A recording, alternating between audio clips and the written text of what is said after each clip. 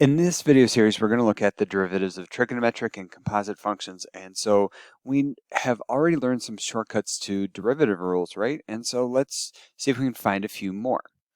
Okay, so we're going to look at the trigonometric function sine of x first and try and find the derivative using the definition. Well, okay, so we know that the limit definition of the derivative is limit as h goes to 0 of, and then it would be f of x plus h, which would be sine of x plus h, and then minus f of x, which would just be sine of x, and then all over h. Yeah? Okay, and then I can't do too much with this other than, okay, I recognize I have angle addition in there, so let's use the angle addition formula, limit as h goes to 0, and then this would be sine x cosine of h plus sine of h cosine of x, and I should do parentheses around all those, and then minus sine x all over h. Okay. And now if I rearrange this just a little bit, I get limit as h goes to 0, okay? And then I'm going to try and factor out a sine x and see what okay, so I have sine x, and if I factor that out of two terms, I'm left with, let's see, I have cosine of h minus 1, and then minus, let's see, and then I still have the cosine of x times sine of h, okay? And then I'm sort of stuck, okay? I can't really go too much further than that. But then here we can introduce two other facts, and we're just going to take it as fact for now. This comes from extensive training, or extensive analysis. That should actually be a theta. But if we have limit as theta goes to 0 of sine theta over theta, that should be equal to 1. And then limit as theta goes to 0 of cosine theta minus 1 all over theta is 0. We can use those as facts. Okay, so make sure to have those in your back pocket. Remember those, memorize them, do what you need to do, but commit them to memory because they will come in handy. Okay, so now what I can do is I'm going to split this limit, taking it for fact that the limits exist. It does, so we can, okay, do this as, this can be written as sine of x, and then since that is not dependent on h, times limit as h goes to 0 of cosine of h minus 1 all over h, and then minus cosine of x, and then limit as h goes to 0 of sine of h, that should be h, not theta, h over h.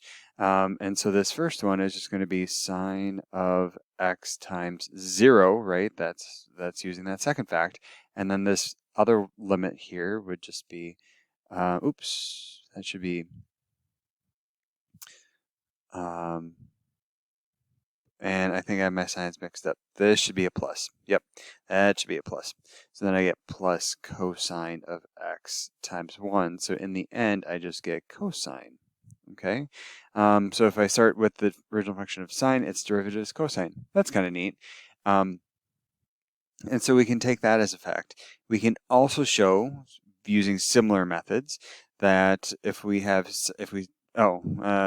I'm getting ahead of myself. This would just be cosine. I was thinking derivative of cosine, but that is coming up. And so we can actually do similar methods and see that cosine's derivative is negative sine. And I just want to emphasize that if you start with cosine, you get negative sine, okay?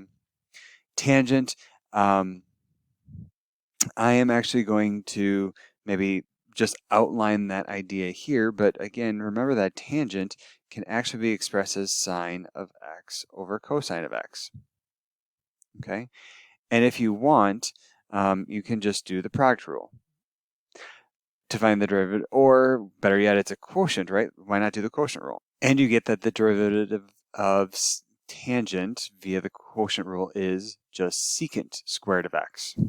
Okay, and now we know the derivatives of sine, cosine, and tangent, and then we can use these then to get the derivatives of the reciprocal trig functions, cosecant, secant, and cotangent, and do a little bit of simplification in there as well.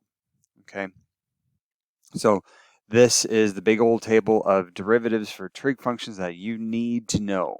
Okay, and then just a little observation here. If you look at y and you're interested in certain derivatives, right? We know if y is just sine, then y prime would be equal to cosine.